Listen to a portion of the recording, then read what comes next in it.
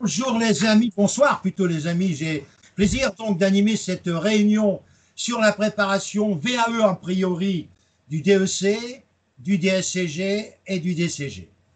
Compte tenu du nombre de visites sur cette invitation LinkedIn, j'ai souhaité m'entourer de compétences. Compétences que j'ai cherchées à la fois à travers mes relations, sur un plan géographique, mais aussi sur un plan, je dirais, de confiance. Donc j'ai trouvé deux amis intervenants potentiels pour ces formations, l'un dans le sud et l'un dans la région parisienne. Vous avez Bruno Menza, celui qui est plus coloré, et puis vous avez celui qui a une belle moustache, c'est Éric Brebière. Mais Alors, coloré de cœur, puisque né en Afrique, ayant passé 20 ans en Afrique. ah, Dans quel pays? Côte d'Ivoire, Maroc, Sénégal. Ah, c'est beau. bah, c'est C'est des parfait. beaux pays, ça. Je vais, Ah, donner, je confirme, je confirme. je vais demander à Bruno de se représenter rapidement, parce que là, c'est moi qui a gaffé tout à l'heure. Je vais aller rechercher d'autres candidats, puisque là, on a fait une petite bêtise. Donc, je suis Bruno Mensa, expert comptable, commissaire aux comptes. En même temps, enseignant en fiscalité comptabilité à l'université Seine-et-Marne, Marne-la-Vallée. Je suis intéressé par le coaching DEC, le cursus expertise comptable. Donc, j'ai contacté Francis pour voir dans quelles conditions on peut travailler ensemble. Très bien. Alors, Eric, mon Toulousain, et moi, c'est l'équipe de rugby que j'adore, c'est Toulouse, donc tout va bien. Eric, on te demande rapidement, toi, tu es aussi membre du jury du DEC. Oui, tout à fait. Je suis donc expert comptable et commissaire aux comptes, comme Bruno. Je suis installé depuis une vingtaine d'années et je fais de l'enseignement depuis à peu près aussi longtemps. Et de manière beaucoup plus intensive depuis 3 ans, puisque c'est un choix professionnel et notamment j'étais intéressé aussi par l'accompagnement aux préparations de la filière d'expertise comptable. Je suis membre du jury du DEC. Et par l'intermédiaire de Francis, je suis aussi présent là ce soir. Voilà, ben ça me fait plaisir d'avoir du renfort de qualité. Je reviendrai sur les auditeurs dans quelques minutes. Je vais présenter la manière de travailler. Vous savez que quel que soit le diplôme VAE que vous préparez, vous avez la même procédure, c'est-à-dire de remplir un livre 1 qui est un petit peu votre état civil professionnel, dans lequel vous apportez aussi des justifications de contrat de travail. Vous savez que dans tous les cas de figure, vous avez 3 ans d'activité professionnelle à démontrer. Et si vous en avez plus vous avez d'activité, mieux c'est. Et vous avez l'intérêt aussi, pour moi, de pouvoir générer d'autres arguments à travers des certificats, comme quoi que vous avez travaillé dans telle ou telle entreprise. Si vous avez des diplômes déjà, puisque la VAE peut être envisagée sans diplôme, puisqu'on va l'expliquer, c'est la validation de vos acquis. Et les acquis, ce n'est pas des diplômes. Et ça, c'est important de le savoir. Les acquis, c'est tous les travaux que vous avez accomplis dans l'UV que vous préparez. Je m'explique. Quand vous allez préparer le DCG, il est possible qu'avec d'autres diplômes, vous ayez des dispenses déjà d'UV. Eh bien, vous devez présenter pour les autres UV un dossier par UV lors du livret 2. Parce que je répète, le livret 1, c'est votre état civil professionnel pour savoir si vous avez les conditions pour présenter votre livre 2. Si vous avez l'avis positif, vous préparez votre livre 2. C'est là le livre 2 que nous trois là, qui sommes là, les experts comptables ici aujourd'hui, nous aurons un gros travail pour vous aider à constituer votre livre 2, quel que soit le diplôme, c'est-à-dire de vous aider à trouver la documentation ou les webinaires ou les livres que vous devez lire ou éventuellement la formation dont vous auriez besoin, et j'en passe et des meilleurs. Ça, c'est par UV à la fois du DCG, à la fois du DSCG et à la fois du DEC. Je reviendrai, parce que certains sont là ce soir, pour la formation traditionnelle. Et j'expliquerai comment Bruno et Eric pourraient travailler également, puisque cette vidéo va être diffusée en grand nombre. Pour la formation traditionnelle. Mais pour la VAE, revenons là-dessus, le livret 1, c'est quelque chose que vous devez tous, ceux qui sont intéressés, télécharger le plus rapidement possible. Me le faire parvenir dès que vous l'avez l'agrément ou me le faire parvenir avant pour que nous puissions l'analyser. voir s'il n'y a rien de manque. Parce que moi, j'ai l'habitude d'avoir fait passer la VAE. J'étais membre du jury du DCG, du DSCG de la VAE. Donc, je connais les procédures. Je connais la manière que le jury intervient. Je connais, comme Eric, la manière dont on se comporte au jury DEC. J'ai été pendant 26 ans membre du jury DEC, en tant que copie DEC UV2, en tant qu'interrogateur UV1, et en tant, parce qu'avant l'UV1, c'était oral. C'était de juger le comportement professionnel du candidat. Et aujourd'hui, c'est une épreuve écrite que vous connaissez. Cette épreuve écrite, elle est quand même relativement accessible pour beaucoup d'entre vous. Mais je reviendrai comment organiser cette UV2, pardon, cette livre 2.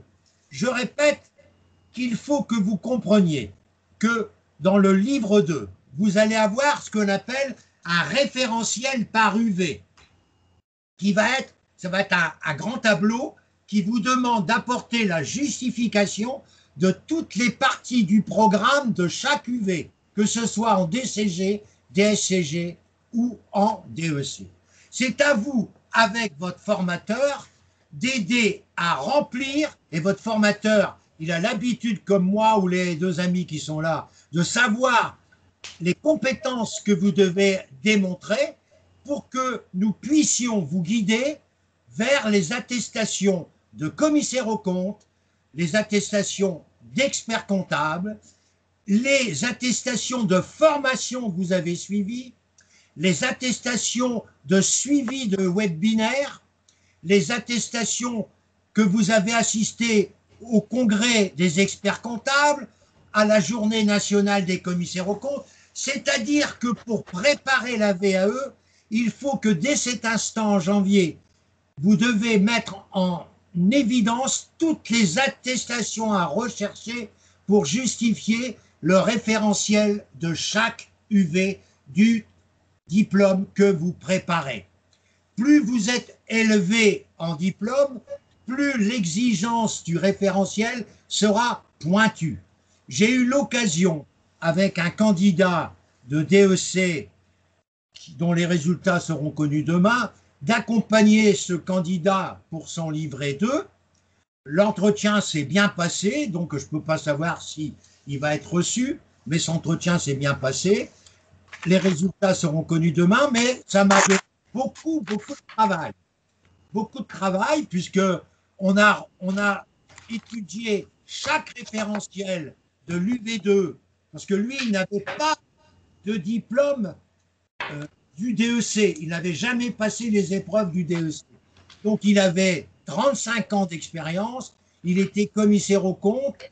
Il était commissaire aux comptes à l'étranger, comptable agréé à l'étranger, titulaire du DUT en 1972. Donc, c'est pour vous dire que DUT gestion en 72. C'est un monsieur qui avait presque mon âge et qui a donc pu passer quand même après plusieurs tourments. Et les résultats seront connus demain. Ça n'empêche pas qu'on a passé des dizaines d'heures, je n'ai pas peur de dire, pour préparer le livret 2.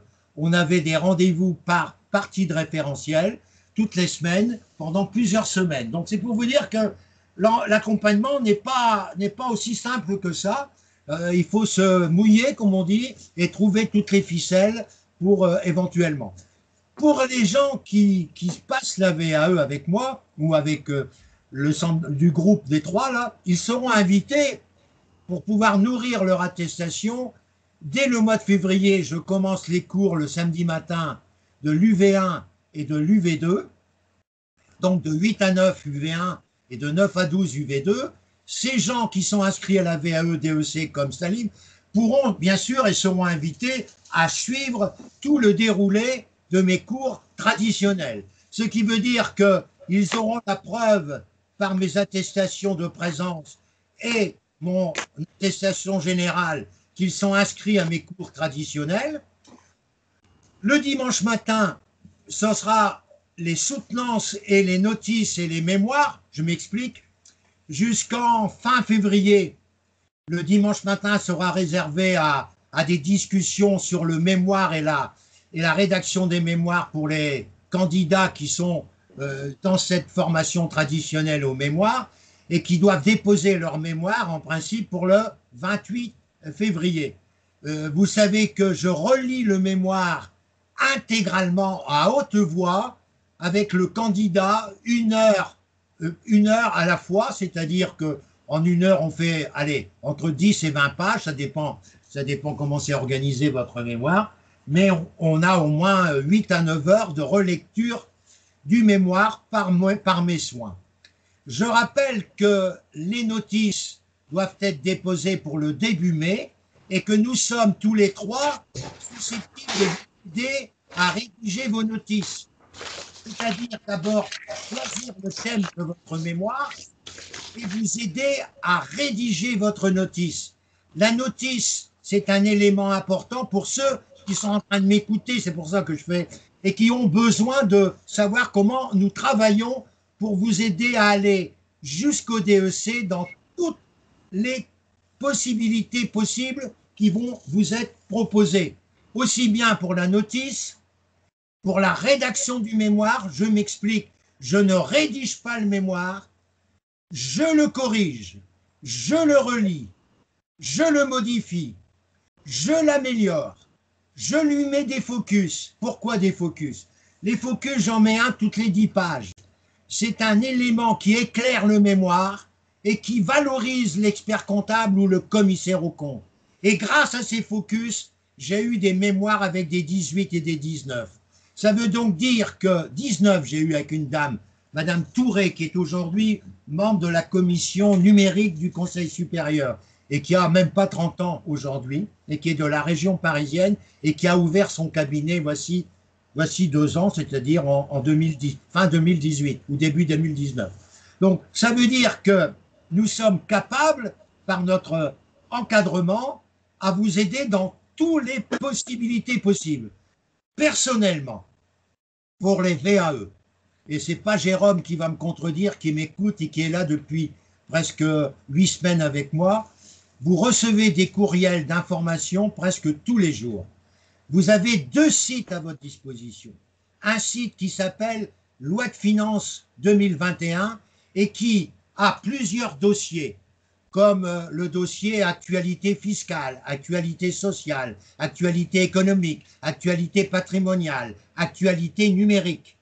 Vous avez aussi le dossier revue fiduciaire, le dossier revue française de comptabilité, le dossier actuel comptable, parce que ces 3 revues que je viens de vous citer sont les 3 revues qui vous donnent pour l'UV2 et même pour l'UV1, en grande partie, près de 50% de la documentation nécessaire. Je dirais même un peu plus de 50% de la documentation nécessaire pour vous présenter dans les meilleures conditions possibles à l'UV2. Et vous, en tant que VAE, vous devez savoir que le fait que vous lisiez ces revues régulièrement, parce que vous vous sentez obligé d'être dans le coup, eh bien, vous augmentez également votre richesse VAE, vous augmentez vos acquis d'expérience. Et ces acquis d'expérience, c'est pas, je dirais, d'apporter des travaux que vous avez effectués, c'est pas forcément nécessaire. Moi, j'ai été membre du jury et je recherchais, à travers les attestations des commissaires aux comptes que je connaissais, ou des experts comptables que je connaissais, je donnais confiance. Ce n'était pas des certificats de complaisance, c'était des certificats de gars qui vous avaient vu travailler comme collaborateur d'un commissaire ou d'un cabinet et qui vous ont vu travailler avec l'aisance d'un futur expert comptable. Et c'est ça les acquis d'expérience. On vous posera au jury, parce que voilà comment ça va se passer, on va vous expliquer comment que ça se passe, les jurys officiellement. Première hypothèse, le jury DCG.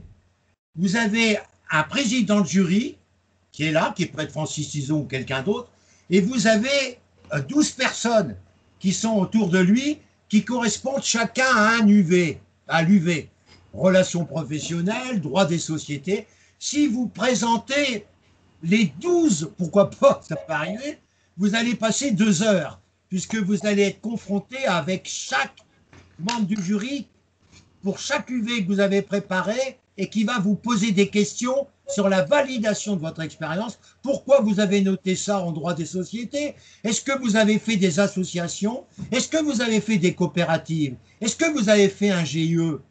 Voilà des exemples. Et vous allez avoir 12 personnes qui vont vous présenter. Mais si vous présentez que deux UV, vous allez arriver dans une salle, vous allez avoir un président avec 2 personnes à côté. Il ne va pas y avoir 12 personnes. Selon les candidats, il y a plus ou moins de personnes, ça dépend des rectorats, mais moi c'est comme ça que ça se passe, il y avait plus ou moins de personnes pour vous interroger. Si vous avez les 12 UV, vous allez passer forcément presque 2 heures. Si vous avez 2 UV, ça va durer 20 minutes. 10 minutes par UV. La même chose en DSCG, hein, avec les UV que vous préparez, que vous présentez. Vous avez un gros dossier qui doit être numérisé puisque vous devez l'envoyer au rectorat pour le DSCG et pour le DCG, à moins que ça soit changé, mais pour tous les amis étrangers qui habitent en Afrique ou qui habitent ailleurs que la France, tout se passe sur Paris, donc à Arcueil. Donc vous verrez que vous devez envoyer le livret 1, le livret 2 à Arcueil. Mais pour les compatriotes outre-mer ou métropole, ça s'envoie au rectorat de l'endroit où vous habitez. Pour les dossiers UV1, parce que les jurys DCG et DSCG sont des jurys académiques.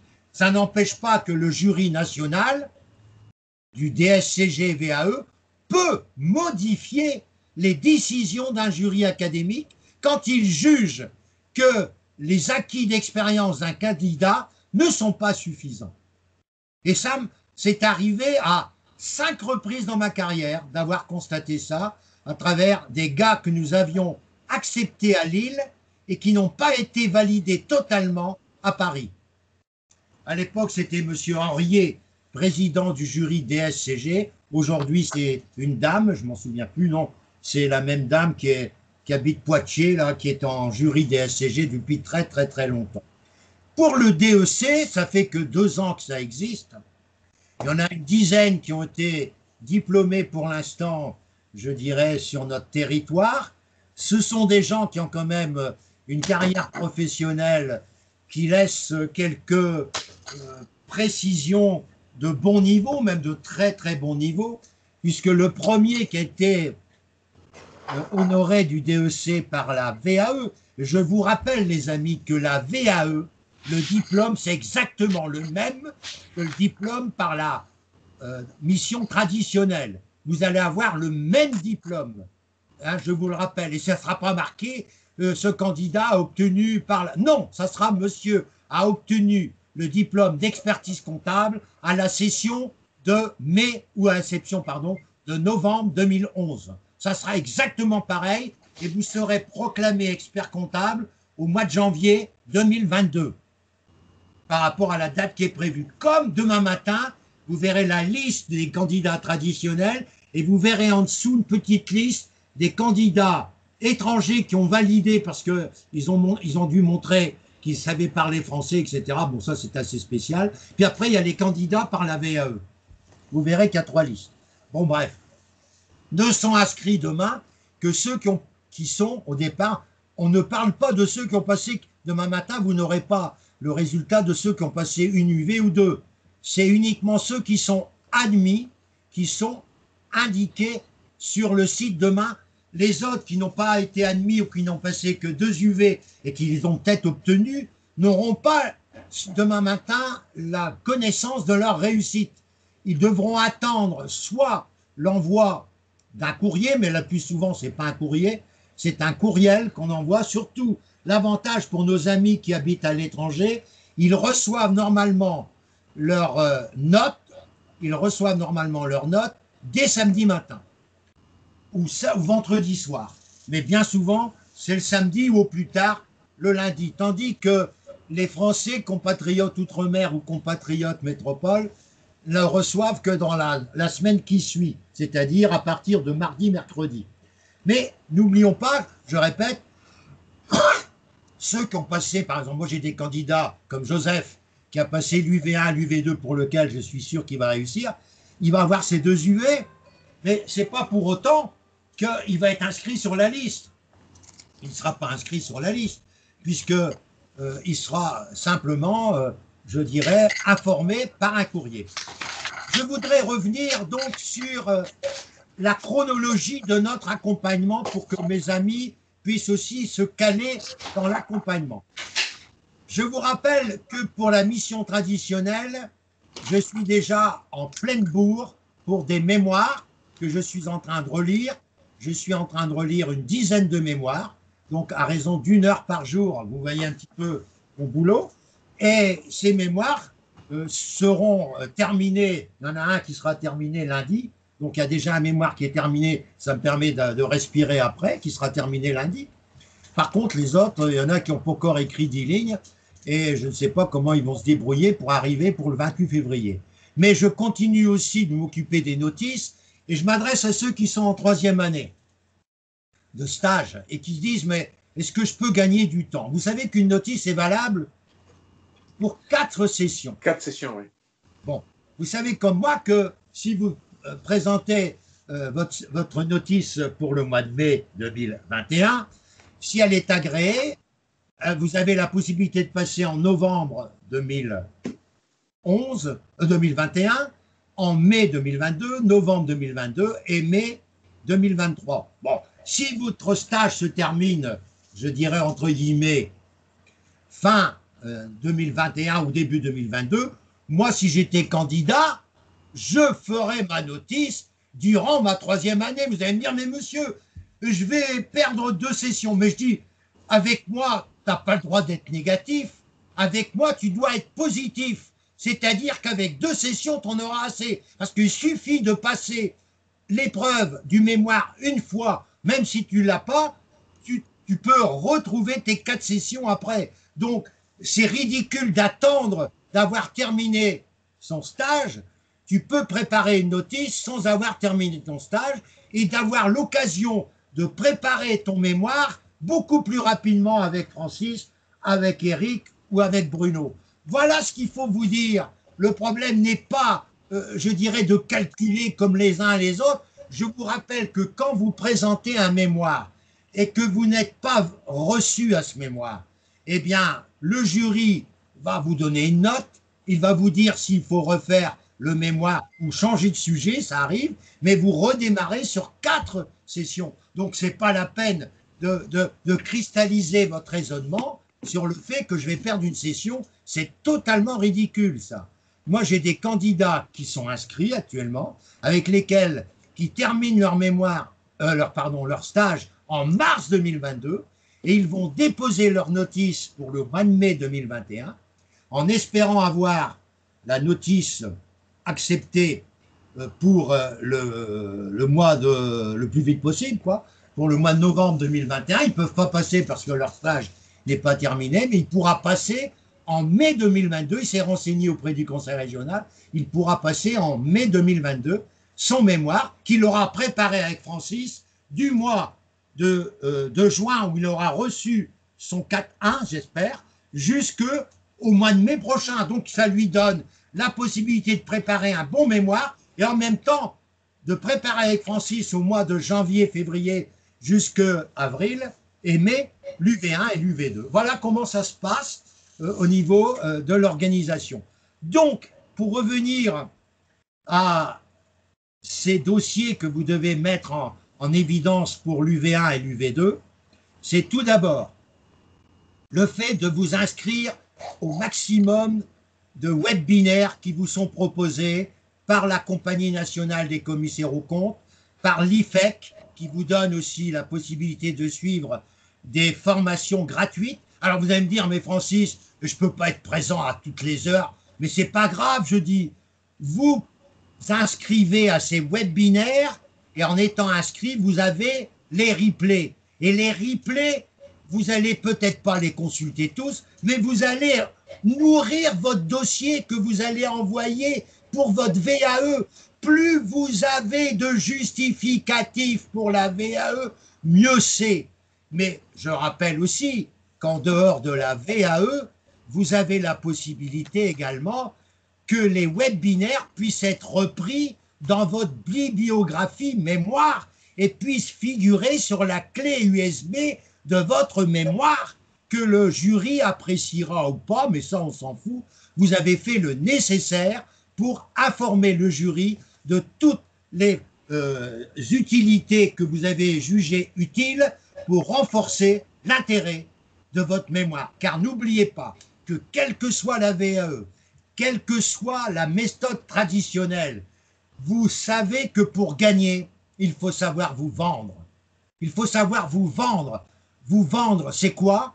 C'est d'arriver à démontrer que vous avez l'attitude, que vous avez la qualité professionnelle pour être un expert comptable ou un futur expert comptable selon l'examen que j'ai vu, et que vous faites ressortir par votre composition écrite, par votre composition orale, que vous faites ressortir votre sens du professionnel que vous voulez être, votre sens du respect, mais votre sens aussi de la curiosité professionnelle. Et vous avez des mots importants dans votre tête, c'est le mot apport, ça c'est important, le mot outil et le mot rentabilité. Le mot apport, c'est les 3 apports que dans tous les cas vous devez apporter au niveau de la VAE. C'est l'apport scientifique, c'est-à-dire toutes les recherches pour alimenter l'UV que vous préparez. L'apport technique, c'est toutes les recherches sur le plan technique, comptable, fiscal que vous avez, je dirais, travaillé davantage pour améliorer la connaissance de cette UV. Puis ensuite, c'est l'apport professionnel, c'est-à-dire c'est l'apport qui peut être repris par un cabinet comptable. Ne confondons pas l'apport technique qui s'intéresse à tous les comptables et l'apport professionnel qui ne vise que les cabinets comptables dans leur procédure. Et c'est surtout pour les DEC-VAE que je dis ça. Il faut qu'on sente à travers votre exposé qu'on préparera ensemble, qui durera 1 heure, entre une demi-heure et 1 heure. Le gars qui est passé a duré 47 minutes, parce que j'y avais demandé de bien regarder le temps qu'il aurait passé. Donc il avait mis un chronomètre tranquillement, il a fait 47 minutes. Ça s'est bien passé, puisqu'il avait des arguments. Et le problème, c'est qu'il faut démontrer vos apports. Et ça, c'est également pour les notices. Et puis ensuite, je vous ai dit les outils. Et ce n'est pas Eric qui va me contredire. Eric, justement, tu vas donner ton point de vue. Quand tu analyses, comme ça sera ton cas au mois prochain, là, dans les prochains mois, au mois de mai, quand tu analyses un mémoire, est-ce que le mot outil représente pour toi un élément fort important pour juger un mémoire? Il est central pour moi. D'abord, je rappelle que la notice qui est faite au candidat par le jury du DEC donne l'intégralité des points que tu viens d'évoquer et centre bien la notion d'apport à la profession, d'expérience professionnelle qui doit être évidemment valorisée, avec, en terminaison, des outils, le mémoire devant être, à mon sens, et quand on prend cette documentation qui émane du jury du DEC, c'est très clairement attendu, les outils doivent donner une orientation potentielle sur la manière dont un professionnel qui ferait l'acquisition de ce mémoire, de la lecture de ce mémoire, et dans la manière dont lui va pouvoir s'en servir, je dirais, dans son cabinet. Donc il faut absolument qu'il y ait une pratique qui, en amont, liée à l'expérience, puisse permettre aux candidats de manière absolue de proposer des outils au sens large. Hein. Alors ça peut être, pour illustrer un petit peu le contenu, moi j'ai vu tout aussi bien carrément une application informatisée qui va permettre de montrer et de dérouler, je dirais, sur une partie de la présentation à l'oral, de l'intérêt justement de l'outil qu'aura proposé le candidat lors de son mémoire. Mais ça peut être aussi un agrégat d'outils de moindre importance, mais qui dans leur ensemble forment un tout. Et cet agrégat, ça peut être des propositions de feuilles de travail, ça peut être des tableaux Excel qui ont vocation à automatiser ou à accélérer un certain nombre de calculs en fonction du contenu du mémoire. Ça peut être aussi des grilles de scoring, ça peut être aussi je l'évoquais, mais c'est très habituel dans nos cabinets, des feuilles de travail tout simplement, c'est-à-dire des feuilles de travail dédiées qui ont vocation à être à la fois une mise à jour parfaite. Quand tu évoquais, je l'ai noté, la notion d'apport et donc d'apport scientifique, l'idée est d'amener au travers de ces outils cet apport aux professionnels de terrain. C'est-à-dire que lui, sur le sujet, quel qu'il soit, n'aura au travers de cet outil pas nécessité d'aller chercher toute la documentation. C'est vraiment l'intérêt du mémoire. Et donc ce mémoire doit être un creuset, un réceptacle de l'intégralité de cet ou de ces outils qui vont permettre aux professionnels de travailler sur le sujet. Étant entendu que les outils ou l'outil sont juste essentiels. Et je dirais que c'est quasiment ce qui est attendu lors de l'oral, c'est de voir un petit peu comment et dans quelle manière vont se dérouler la possibilité d'utiliser ces outils et la manière dont le candidat a justement mis en œuvre une ergonomie, une réflexion intellectuelle qui permet de simplifier, de faciliter le travail d'un professionnel sur le terrain dans son cabinet. Bruno, tu n'as rien à ajouter à ce que vient de dire? L'essentiel est dit, puisque je suis en train de chercher une notice d'une ancienne stagiaire du cabinet que je suis en train d'aider à rédiger, à relire son mémoire d'expertise comptable. Et il est bien noté qu'il faut qu'il y ait un apport professionnel. Il faut que l'outil proposé sert à un professionnel qui prend le mémoire tel quel ou les outils tels quels peut l'utiliser dans son cabinet. Voilà. Il faut qu'il y ait un apport professionnel qui sert à la profession. Voilà.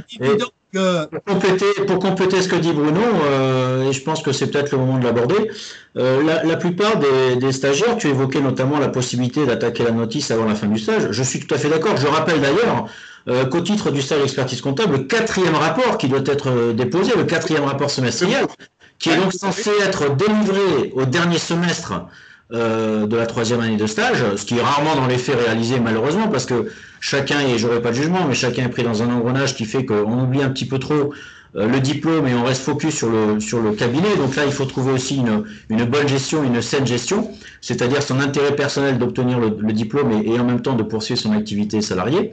Mais je rappelle que le 4e rapport semestriel est une notice, et qu'à ce titre-là, fondamentalement, la réflexion aurait dû être quasiment terminée pour pouvoir rebondir, comme tu le disais, sur la rédaction du mémoire.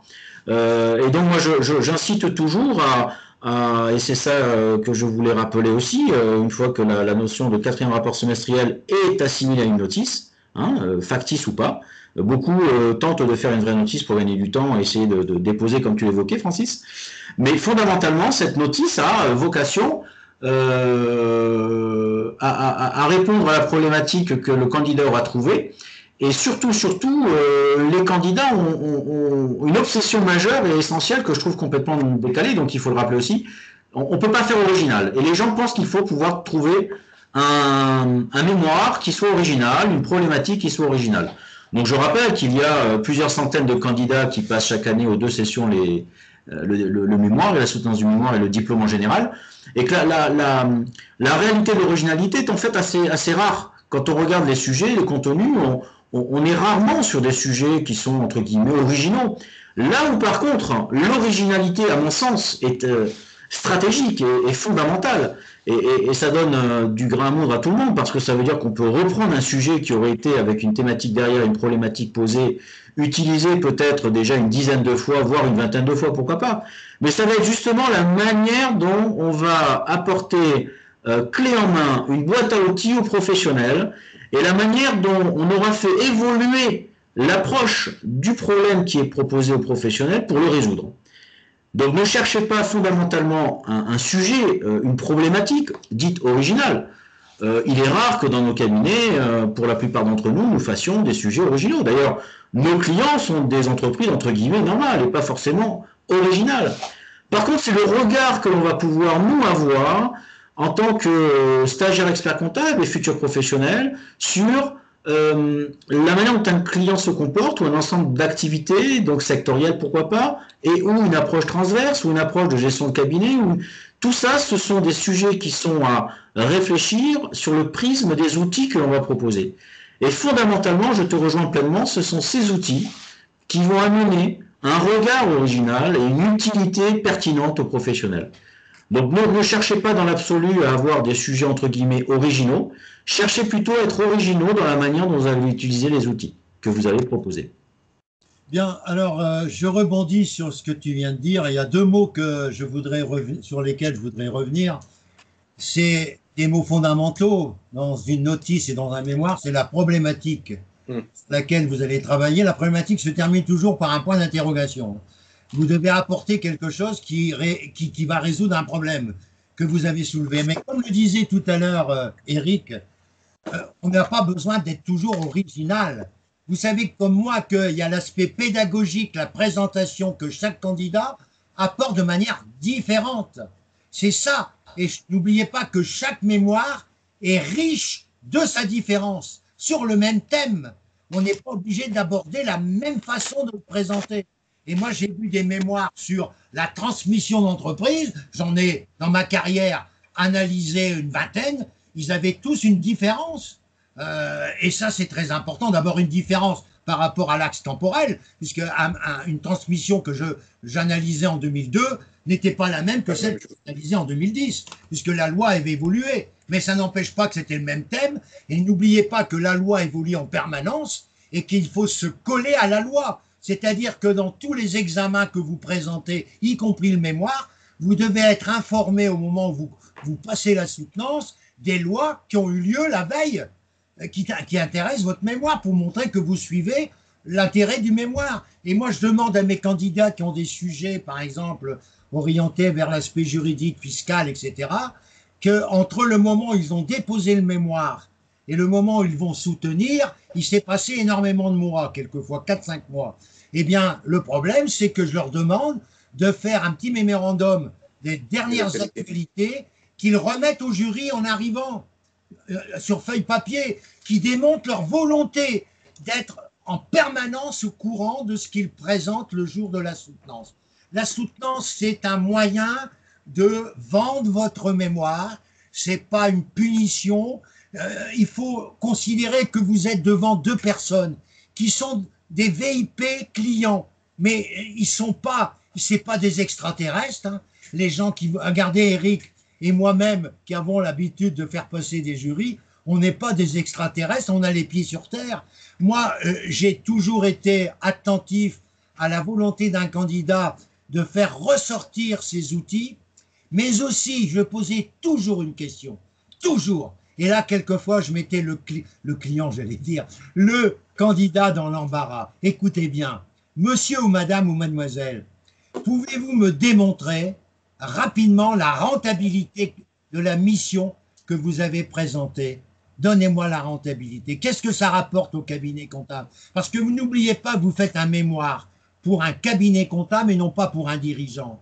Et vous devez démontrer dans votre mémoire que c'est une mission rentable. Et ça, il faut vous préparer à cette question 8 fois sur 10, la rentabilité.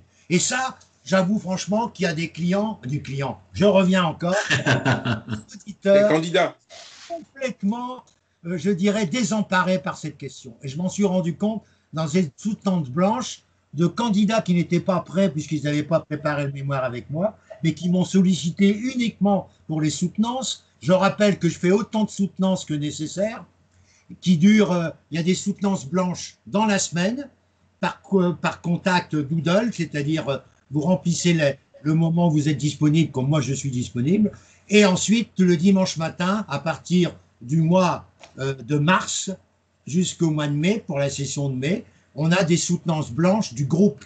C'est-à-dire que tout le groupe que j'ai constitué, eh bien, il passe le dimanche matin à partir de 9 h. Ça dure 20 minutes, hein, le groupe. Par contre, dans la semaine, ça dure 1 heure, parce que c'est individuel. Mais le dimanche, le gars, il passe 10 minutes son exposé et 10 minutes de questions. 5 minutes par mois et 5 minutes par les amis qui sont là en train d'écouter. Donc, ça lui fait quand même d'autres questions que j'ai pu lui poser dans la semaine, etc.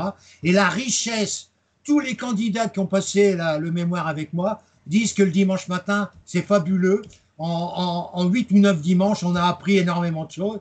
On a, bien sûr, devenus amis dans certains cas, parce que certains sont devenus vraiment amis, puisque après on se retrouve à Béthune quelques jours avant les sessions pour peaufiner l'UV1, l'UV2, mais aussi le soir, je fais des soutenances blanches pour ceux qui ont le mémoire à passer. Donc on a quand même beaucoup de complicité avec mes groupes. Alors pour revenir maintenant à mes candidats VAE qui doivent se dire, mais qu'est-ce qu'il raconte, Eric, il vient de nous parler, là, monsieur Brebière, il vient de nous parler du mémoire et tout ce qu'il faut, mais nous qui passons le DEC, alors il y a plusieurs cas possibles. Il y a des candidats qui, personnellement dans mon groupe, ont déjà eu l'occasion de déposer une notice qui n'a pas été validée tout de suite. Ils ont eu un 4-2, même 4-2 répétitif. Je ne vais pas faire un historique de ce que j'ai vécu récemment. Et ces candidats qui ont déjà les 2 UV, ils se disent, tu ne trouves pas, Francis, que compte tenu que j'ai déjà déposé 2 notices, que je peux présenter au jury, que j'ai déjà vraiment fait beaucoup de recherches, que je suis capable de présenter le DEC VAE, puisque j'ai plus qu'une seule UV à présenter, puisque là j'ai déjà 2 UV, ça aussi il faut le dire. Ceux qui ont déjà des UV et qui veulent avoir le DEC par VAE, il faut qu'ils complètent l'UV qu'il leur manque. Donc ce candidat se pose vraiment la question, faut-il qu'il redépose une 3e notice, puisqu'il est arrivé à 2-4-2 complètement loufoque, je vous le dis, parce que malheureusement, je respecte tous les membres du jury, mais il y en a certains que je ne peux plus encadrer, qui sont complètement débiles, je le dis tel que je le pense, hein, et qui sont complètement dépassés par les événements. Vous voyez l'exemple d'Éric comme il s'exprime et comment il voit les choses. Tout le monde ne voit pas les choses comme lui, je vous le dis tout de suite. Donc, et vous verrez Bruno, c'est pareil, on est tous les 3 avec les pieds sur terre. Mais non, on ne rêve pas sur des choses que exigent certains membres du jury. Bon, bref, qui vont passer à la moulinette. Je reviens maintenant sur mes amis qui passent la VAE, DEC. Ben, il est évident que le fait, il faut qu'on trouve des substituts aux mémoires que vous n'avez pas réalisées. Alors, bien sûr, il y en a certains qui ont écrit des articles formidables. Si vous avez écrit des articles dans une revue, si vous avez fait des travaux pour vos collaborateurs qui ont été utilisés par l'ensemble des collaborateurs, ça rentre dans les justificatifs de l'UV3, du mémoire en particulier. Si vous avez fait un article dans une revue professionnelle, c'est aussi quelque chose qui rentre. Mais le fait que vous allez assister tous les dimanches matins à la formation des experts comptables soutenance, que vous allez être intégré comme appariteur avec moi, pas par appariteur, comme partenaire avec moi au jury de certaines soutenances blanches, que je vais faire la justification, que je vais vous donner les vidéos qui me démontrent votre volonté de bien intégrer le mémoire. Je ne dis pas que ça sera suffisant, on en parlera ultérieurement à travers les réflexions que j'aurai des membres du jury de ce DEC VAE dans lequel j'ai un point d'interrogation en ce qui me concerne. On m'a sollicité, donc j'ai un point d'interrogation. Et je voudrais aussi vous dire qu'il faut que vous réfléchissiez et faire de la VAE, c'est faire preuve d'empathie. C'est-à-dire, je me mets à la place de celui qui va me juger. Qu'est-ce qu'il aimerait savoir pour qu'il puisse dire que tout ce que j'ai pu faire comme travail vaut le programme de l'UV qu'il m'a demandé de respecter? C'est à vous de savoir si vous respectez bien le programme. Alors bien sûr, je vous mets à l'aise, hein, tout le monde n'a pas fait de consolidation toute sa vie. Hein, tout le monde n'a pas fait d'emprunt obligation toute sa vie. Dans la formation traditionnelle, on a un programme en compta, DSCG, audit et compta, en compta approfondi de DCG, on a des programmes qui nous font apprendre des choses que la vie professionnelle nous donne rarement l'occasion d'eux.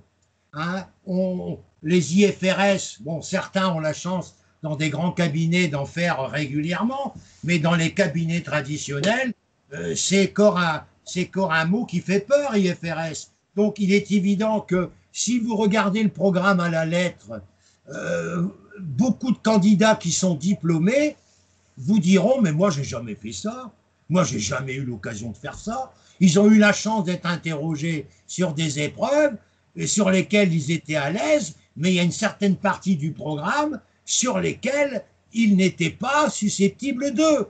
Et réfléchissez bien, les amis, pour un examen par VAE, comme un examen traditionnel, il y a un barème.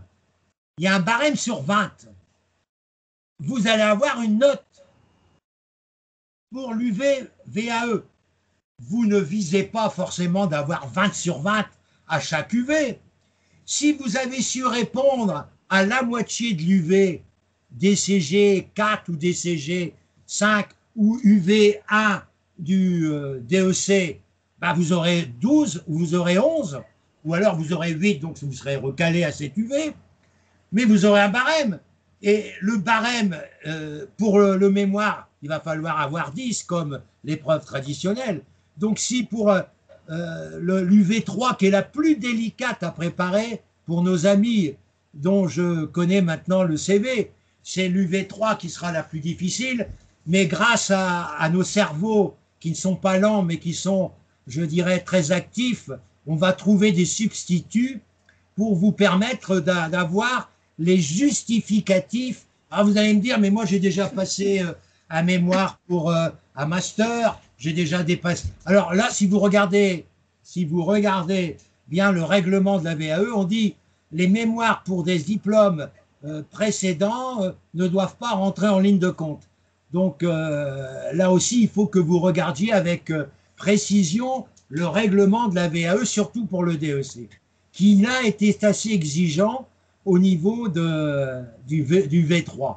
Alors le gars qui était le premier diplômé VAE, il avait l'ENA, il avait un doctorat, donc imaginez que pour lui, c'était pas difficile de démontrer la preuve de tous les rapports qu'il avait effectués. Bon, ça c'est un cas spécial, mais c'est quand même quelqu'un qui a eu la chance d'accélérer la procédure.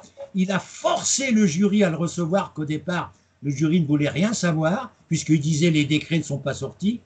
Il est allé jusqu'au ministère de l'Éducation nationale et de l'enseignement supérieur, et ils ont accepté qu'il se présente. Et c'est à partir de cet exemple de ce monsieur, qui est très connu d'ailleurs, que je vous ai envoyé pour certains d'entre vous, les commentaires et les conseils qu'il vous donne pour la VAE, que nous avons maintenant la DEC-VAE. Ça faisait des années qu'on en parlait. Moi, à chaque réunion du congrès, on parlait lors des réunions d'enseignants DEC du congrès, il y avait une réunion spéciale enseignants et formateurs du DEC.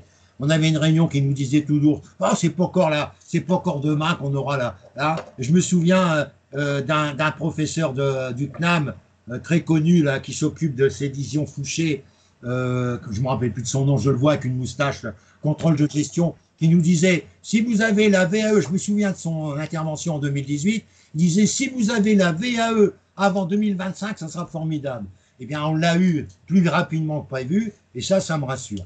Alors, les amis auditeurs, là, qui ne sont pas très nombreux ce soir, et ça, c'est assez surprenant par rapport à tous ceux, mais j'ai vu qu'il y avait des défilés de personnes qui n'arrivaient pas à me joindre. Bon, ça, ils auront la vidéo. Est-ce que vous avez des questions à poser à nos trois représentants du monde professionnel, c'est-à-dire Eric, Bruno et moi-même?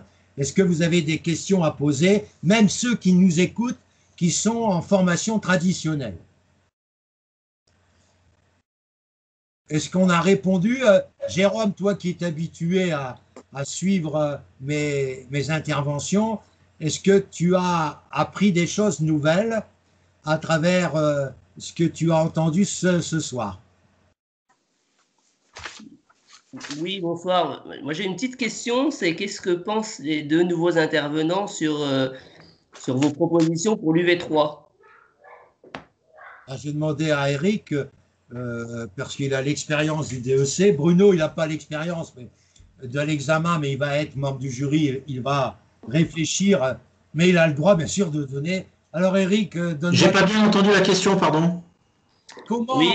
Comment juges-tu, d'après Jérôme, mes propositions pour combler le fait que certains candidats qui vont passer la VAE UV3 du DEC, comme Jérôme, qui est directeur d'un centre de gestion et qui n'a pas le recul, bon, il a fait quand même son DCG, mais il a 20 ans d'expérience, il a fait beaucoup d'informations pour ses collaborateurs, il a écrit des choses et des choses, mais le fait que d'après toi, au niveau argumentation, le fait que je l'intègre dans mes jurys du DEC traditionnel le dimanche matin, est-ce que ça peut servir ou ça peut n'avoir aucun intérêt d'après toi au niveau de la VAE UV3?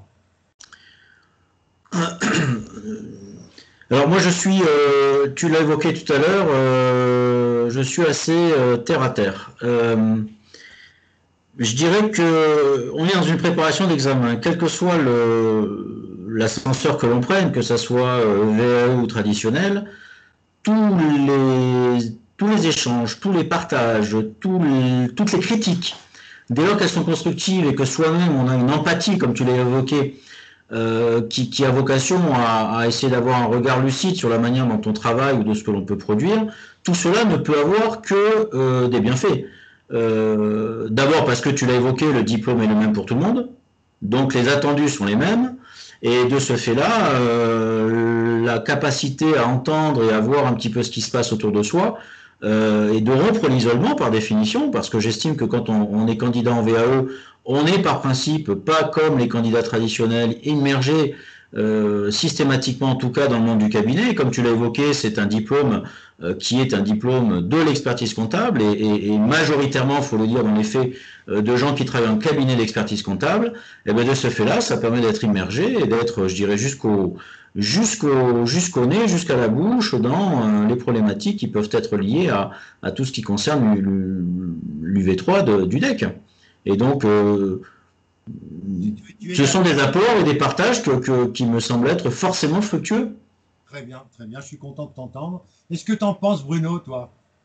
Je pense que Eric a tout dit. L'UV3, pour le préparer en VAE, ça demande beaucoup de travail, mais ce n'est pas impossible de l'avoir. Bien sûr, mais ma proposition de les associer aux soutenances blanches du matin, dimanche, qu'ils soient des partenaires pour écouter et donner des questions, le fait d'écouter sans arrêt des soutenances, le fait de vivre le travail de certains mémorialistes traditionnels, est-ce que d'après toi, c'est aussi un moyen de pouvoir renforcer les arguments et l'acquis d'expérience de ceux qui n'ont jamais écrit de mémoire et qui passent le DEC par VAE? Bien évidemment, parce que en faisant la practice tous les dimanches matin pendant un certain nombre de séances, c'est sûr que on va acquérir l'expérience de comment présenter, comment répondre, comment soutenir cet UV. Donc moi, je trouve que c'est tout à fait normal. Ben, c'est une bonne proposition. C'est une bonne proposition, je m'en réjouis. Bon, il ne faut pas oublier, Francis, si je puis me permettre de t'interrompre, il ne faut pas oublier que moi je suis, alors j'ai été opéré du ménisque, donc j'ai arrêté la course à pied il y a 2-3 ans, mais j'ai 20 ans de pratique de course à pied, de trail et d'endurance. Je maintiens que d'abord la filière est une filière de besogneux, DCG, DSCG, et notamment quand on passe par toutes les UV, et DEC. Première remarque. Quand on est dans une filière de besogneux, ça veut dire qu'il faut être rigoureux, il ne faut rien lâcher. Et comme tu l'as évoqué, l'objectif c'est d'avoir les UV. Donc c'est pas l'excellence, on n'est pas dans un concours. Donc c'est d'être en capacité de pouvoir absorber un maximum de compétences pour pouvoir, dans les situations qui sont posées lors des examens, y répondre. Première remarque. Deuxième remarque, quand on est dans un trajet qui est long, on a un fort problème, et je pense que les gens qui nous écoutent ont déjà dû vivre ça. On a un fort problème qui est le problème de la motivation. Et moi aujourd'hui, pour exercer seul depuis 2 ans, puisque j'avais un cabinet que j'ai géré pendant une quinzaine d'années, j'ai intégré un gros groupe, j'avais une équipe importante et aujourd'hui je bosse seul, je le mesure, c'est-à-dire que la motivation évidemment n'est pas la même. Et le fait d'être dans une émulsion collective et dans un partage a cet intérêt majeur qui est de pouvoir justement être accompagné dans un contexte où, par exemple, le dimanche, on préférait rester au lit ou regarder une série télé tranquillement ou se faire un brunch à l'extérieur avec sa compagne ou son compagnon. Là, l'idée, c'est de se dire, je me mets un coup de pied au cul, je suis avec les autres et non seulement ça va pas durer très longtemps, mais je garde un cap, je garde le cap et quoi qu'il se passe, je vais nourrir de l'ouverture de mes grandes oreilles, de tout ce qui va passer, qui pourrait ou pas me concerner. Et cette logique de jalon, d'itinéraire me semble essentielle parce que tu l'as évoqué dans le cas de la VAE, mais c'est aussi vrai pour la démarche traditionnelle. On va porter des compétences et des connaissances et une expérience. Super. Le problème, c'est que le timing dans lequel il va falloir être capable, moi j'aime bien le terme de vendre, moi je parle plutôt de SAV. Dans le cadre du mémoire, je dis la soutenance, c'est le SAV de la notice. Et entre les deux, on a un mémoire écrit. Et entre les trois, on se fait un jugement. Le fait de se donner comme jalon cette logique-là amène à forcément se stimuler, se dépasser, et ce partage est juste essentiel. Et je suis certain, moi je le vois en tant que membre du jury, enfin examinateur pardon du DEC, je ressens très très vite les gens qui au moment de la soutenance s'effondrent. Soit parce qu'ils n'ont pas suffisamment lu par exemple les attendus, ou bien parce qu'ils n'ont pas été accompagnés du tout. Et on voit la différence avec les gens qui sont accompagnés. Pourquoi? Parce que traditionnellement, se présenter quand on n'a que 10 minutes, enfin présenter son travail quand on n'a que 10 minutes, et en passant par exemple, ce que j'ai encore vu à la dernière session pour 3 des 4 candidats, 5 minutes à évoquer son parcours, on s'en tape, on s'en fout, c'est pas le sujet. Et on a perdu 5 minutes. Ça veut dire qu'il nous reste un concentré de temps qui est essentiel, et il faut être un petit peu comme dans une course rapide, un sprint, il faut jaillir, il faut pouvoir être superbement efficace et amener sur un plateau au jury la cerise sur le gâteau. Parce que tout le travail en amont a été vu. Alors à la notice, on a validé en général, puisque la personne est devant nous au moment de la soutenance. Entre les deux, on a eu un écrit, on a une centaine de pages, on a ou pas un avis partagé d'ailleurs très souvent avec l'autre membre du jury. Et entre les deux, on se fait une intime conviction, mais c'est que la soutenance orale qui va venir sauver tout ça. Et on l'oublie trop souvent, ce qui veut dire que le partage d'expérience et l'accompagnement, et je pense que l'idée d'avoir une critique systématique ou des questionnements qui viennent de tiers vont permettre de se dire, voilà, est-ce que c'est intelligible ce que je fais? Est-ce que ça apporte de la valeur? Est-ce que j'amène un supplément d'âme et que la personne qui est en face a bien compris ce que je voulais faire? Et qu'à rester seul dans son coin ou à se préparer en solo, je ne dis pas qu'on n'y arrive pas, parce qu'une grosse partie des candidats le font, par définition, mais je pense que c'est moins enrichissant et ça rend moins efficace cette soutenance. Bien, est-ce qu'il y a d'autres... Si moi je peux apporter quelque chose, c'est que, Eric l'a bien dit, c'est un diplôme de besogneux, de gros travailleurs. Chaque occasion pour posséder la chose, pour pouvoir le retransmettre le jour de la soutenance, c'est encore mieux. C'est encore mieux. Et c'est la répétition, comme l'a évoqué Eric et le rappelle Bruno, la répétition qu'on peut vous offrir tous les trois maintenant, éventuellement à travers des répétitions, soit le dimanche pour certains, soit le samedi matin. Bien, c'est à travers ces répétitions que vous arrivez décontracté, j'ai pas peur de le dire pour tous les candidats qui sont passés avec moi au mois de novembre. Ils savaient déjà presque toutes les questions qu'on allait leur poser, puisque à travers mes propres questions, et à travers les questions des amis qui les ont écoutées le dimanche matin, on avait un échantillon de questions impressionnant. Ce qui a permis aux candidats de dire, je savais ce qu'elle allait me poser comme question. Et vraiment, et moi je dis toujours à mes candidats, ne vous laissez pas impressionner, ne vous laissez pas déstabiliser, restez maître, ne craquez pas, vous n'avez pas le droit de craquer, vous n'avez pas le droit de craquer, il faut rester maître de la situation. Et c'est là qu'on voit la force. Parce qu'il y a quelquefois des partenaires que j'ai eus dans mes jurys qui avaient l'art et la manière de mettre en difficulté le candidat. J'appréciais modérément. Mais c'est là qu'on jugeait éventuellement la qualité du candidat à ne pas se laisser dominer et garder un petit peu, avec le respect, l'humilité vis-à-vis du jury, mais garder sa position. Et c'est là que c'est très bien, j'apprécie. Ce que je regrette profondément. Je le regrette profondément. Et ceux qui m'écoutent dans les vidéos précédentes, ils vont dire « Francis, je recommence ».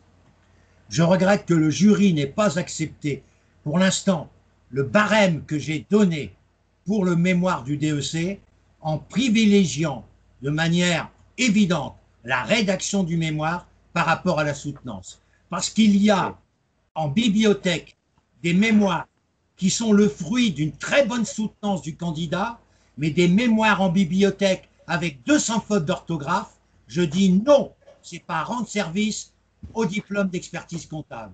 Parce que quand on regarde en bibliothèque un gars qui a eu plus de 14, parce qu'il avait un bon baratin, qu'il a fait une soutenance remarquable, mais que son mémoire était cousu de fautes, ça veut dire que le jury a été quand même un lecteur peu attentif de toutes ces fautes, et qu'on a des mémoires déposées en bibliothèque comme cela, je dis qu'on ne rend pas service au diplôme d'expertise comptable. C'est pour ça que moi je veux un barème qui donne environ sur 80 points, je l'ai dit, 48 points aux mémoires et 32 points de soutenance. Pour l'instant, ça fait 2 ans. N'oubliez pas qu'on m'a convoqué au Conseil supérieur pour que je donne mon avis sur le mémoire.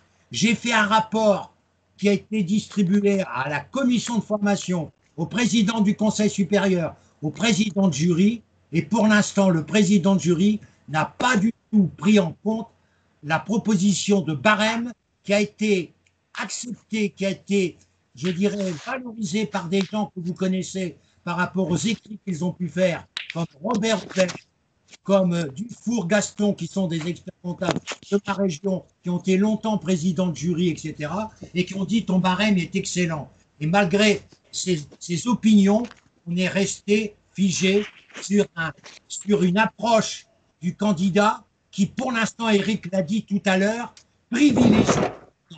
privilégie la soutenance. Vous allez me dire, c'est bien pour ceux qui sont bien préparés par Eric, mais ce n'est pas forcément bien pour ceux qui sont seuls et qui arrivent de jury et n'ont pas bien réussi leur soutenance alors qu'ils ont fait un excellent mémoire. Et moi, j'ai rencontré des candidats comme ça. Et moi, pour ces gens-là, je plaidais au moins pour le 10. Parce que quand ils ont fait un bel écrit, ils ont beaucoup travaillé avec un dossier bien présenté, on passe plusieurs centaines d'heures pour rédiger un mémoire et on passe 1 heure maximum pour une soutenance. Une soutenance serait mieux valorisée que les centaines d'heures de mémoire. Non, je dis. Alors que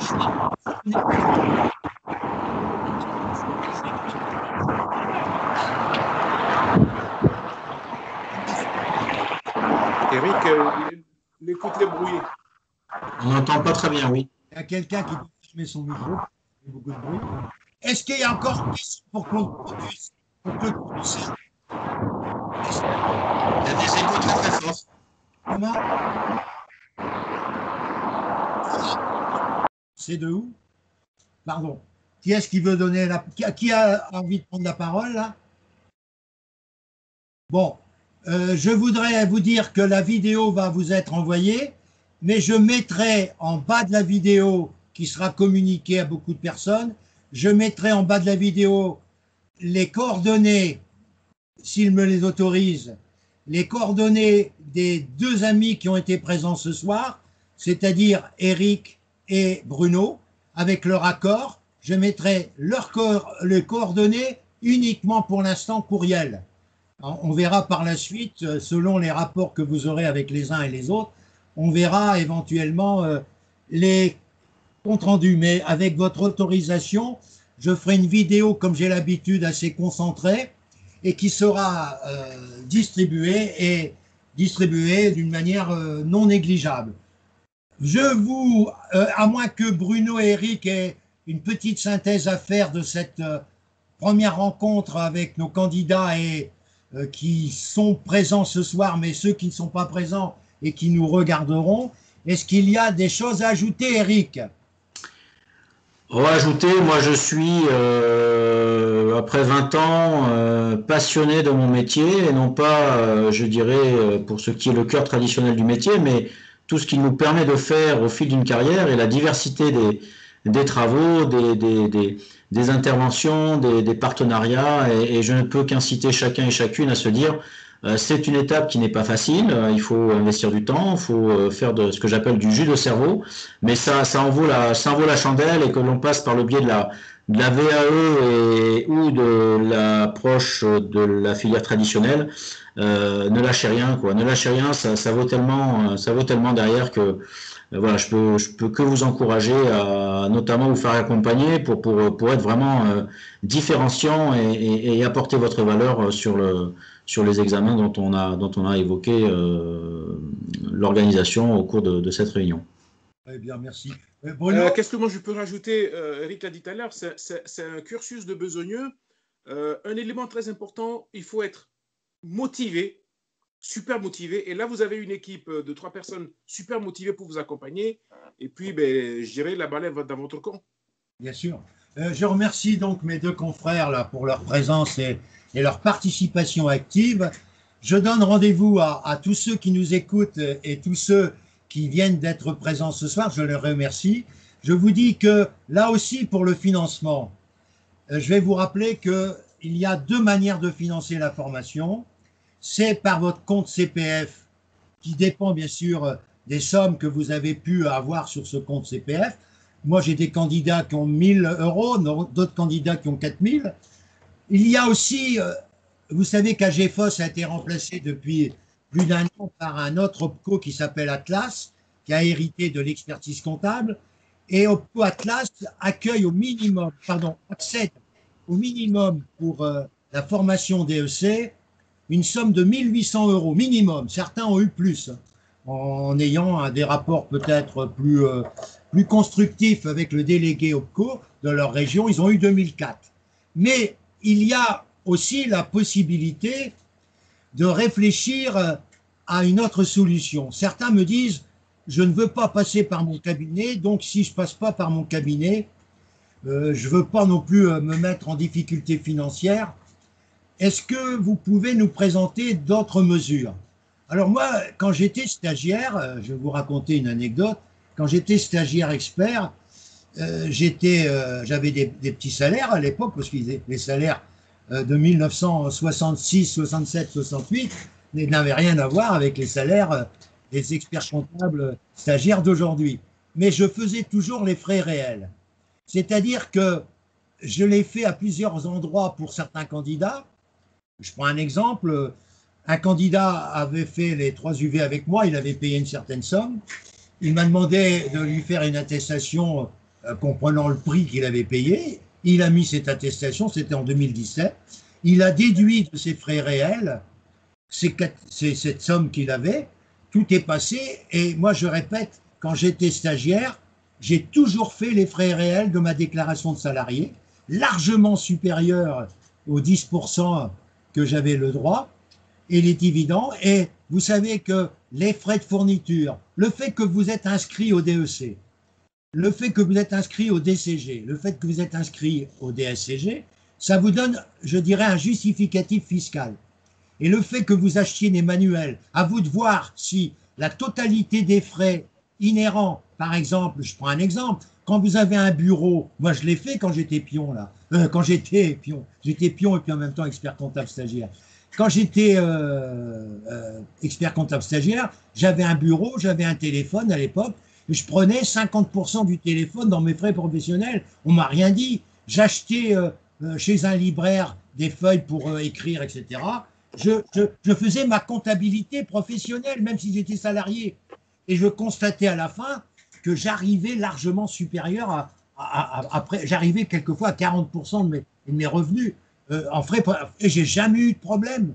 J'avais tous les justificatifs. Ma déclaration faisait quelquefois 5 cm, alors que j'étais expert comptable stagiaire. Eh bien, je le dis aujourd'hui, certains disent, mais Francis, nous, on n'a pas forcément l'argent tout de suite.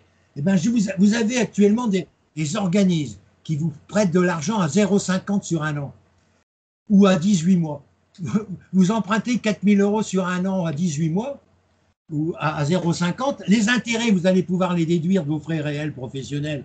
Et la somme que vous allez payer à l'organisme de formation, vous allez le déduire en dehors, bien sûr, du CPF. Mais vous savez, l'un dans l'autre, si vous calculez le CPF pour certains d'entre vous, plus l'Atlas OPCO, vous n'avez plus grand-chose à ajouter pour la plupart d'entre vous. Parce que moi, je ne suis pas un gars d'argent.